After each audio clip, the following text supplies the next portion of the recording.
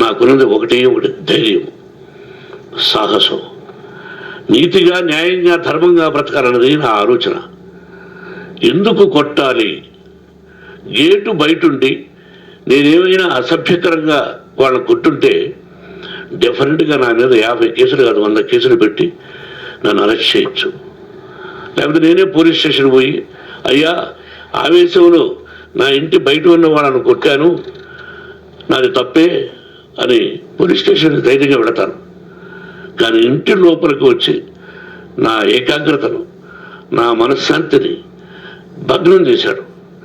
Already నా బిడ్డ చేస్తున్నాడు, అయినా నీ కన్నబిడ్డ, ఎప్పటికీ నీ కన్నబిడ్డే. ఏదో ఒక రోజున న్యాయం జరుగుతుంది, మేము కూర్చొని మాట్లాడుకుంటాం. దీనికి మధ్యవర్తులు అక్కర్లే. కుటుంబ సమస్యలకు బయట వాళ్ళు పిలిపించి ఇలా చేయండి, ఇలా చేయండి, మీరు ఇలా మాట్లాడండి అని చెప్పక్కర్లే.